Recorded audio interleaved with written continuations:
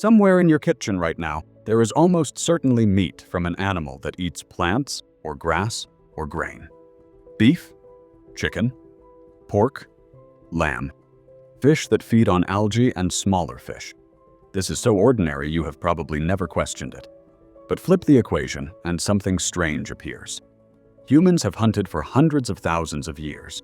We have eaten almost everything the animal kingdom has to offer. And yet, across nearly every culture, in nearly every era, one category of meat remains almost universally absent from the table: the flesh of predators. Lions, wolves, eagles, big cats, sharks. Animals that themselves hunt and kill for a living. This is not a rule written down anywhere. No global law forbids it. And still, it holds almost everywhere, almost always. Which raises an uncomfortable question. If humans will eat nearly anything, why does this pattern repeat so consistently across civilizations that never once communicated with each other? In 1919, an Arctic expedition offers one of the earliest documented clues. Stranded and starving, a group of explorers killed and ate polar bear liver, one of the only predator meats available in that environment. Within hours, the entire group was violently ill. Vomiting, splitting headaches, peeling skin. Some nearly died. At the time, no one understood why. It would take decades before science explained what had actually happened inside their bodies. The liver of a top predator like a polar bear stores staggering concentrations of vitamin A. So much that a few ounces can deliver a fatally toxic dose to a human. And this single case cracked open a much larger biological pattern that scientists now call biomagnification. Here is how it works. A plant absorbs trace amounts of certain compounds from soil and water. A grazing animal eats thousands of plants over its lifetime, and those trace compounds accumulate in its tissue. Now, a predator eats dozens, sometimes hundreds of those grazing animals over the course of its life. Every toxin, every heavy metal, every stored compound the prey ever accumulated gets passed upward and concentrated further, layer after layer, moving up what scientists call the trophic pyramid. By the time you reach an apex predator, its flesh is not simply meat.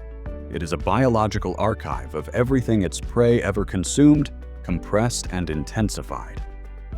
Mercury, cadmium, environmental toxins, vitamin overloads. This is why the tissue of top predators, whether ocean sharks or Arctic bears, on average carries measurably higher toxin concentrations than the herbivores beneath them on the food chain. This alone would explain a great deal, but it does not explain everything. Because even in ecosystems with low pollution, in eras long before industrial toxins existed, ancient humans still avoided predator meat, which points to something older than chemistry, something behavioral.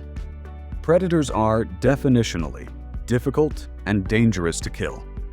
A grazing animal will often flee.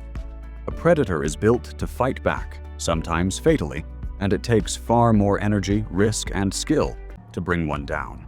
Anthropologists studying hunter-gatherer societies describe a simple, brutal calculation at the center of all human foraging. Every hunt is a trade between energy spent and energy gained. Hunting an antelope might cost you an afternoon. Hunting a lion might cost you your life. And even if you succeed, predator meat tends to be leaner, tougher, and less calorie-dense than the fat-rich herbivores it was chasing.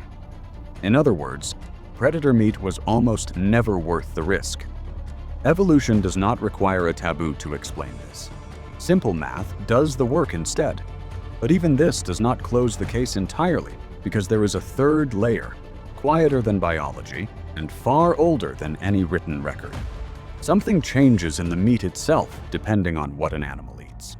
Herbivores convert plant sugars into a specific familiar profile of fats, which is part of why beef and lamb taste rich, mild, and appealing to the human palate. Predator meat carries an entirely different chemical signature, often described by the rare people who have tasted it as sharp, musky, or overwhelmingly gamey. A byproduct of a diet built on other animals' flesh and fat rather than plants. Some researchers suspect this taste itself may function as a built-in warning system, an ancient chemical cue that told early humans this meat behaves differently in the body, long before anyone understood why. And there is one more danger hiding beneath the surface, one that has nothing to do with taste or toxins at all. Predators eat other animals raw, in the wild, constantly, which makes them significantly more likely to carry parasites and pathogens that have already survived one trip through a living host. Trichinosis, a severe parasitic infection, is disproportionately associated with predator and scavenger meat, from bears to wild boar, precisely because these animals consume infected prey and pass the parasite forward, concentrated and unfiltered. For early humans, without medicine, without diagnosis, a single infected meal could mean a slow, agonizing death weeks later, with no way to trace the cause back to a single hunt. Layer all of this together, and the picture sharpens. Toxins concentrated by biomagnification. Enormous risk for minimal caloric reward. Unpleasant, warning-like flavor compounds. And a dramatically higher chance of deadly parasites. 4 separate, independent forces, all quietly pushing in the exact same direction for tens of thousands of years across continents that had no contact with each other.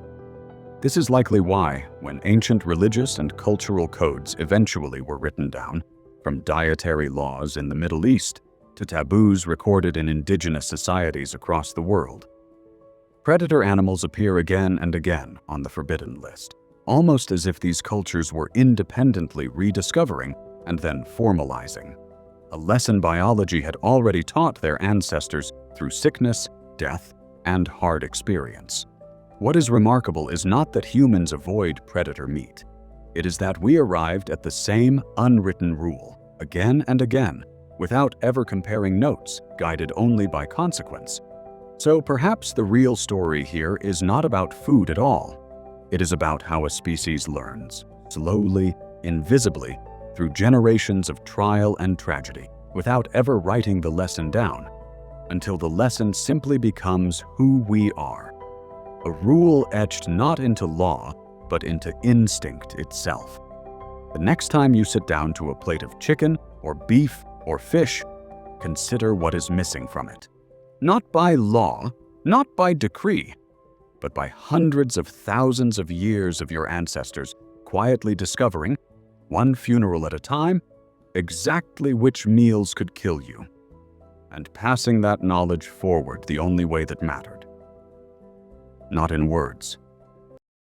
In survival,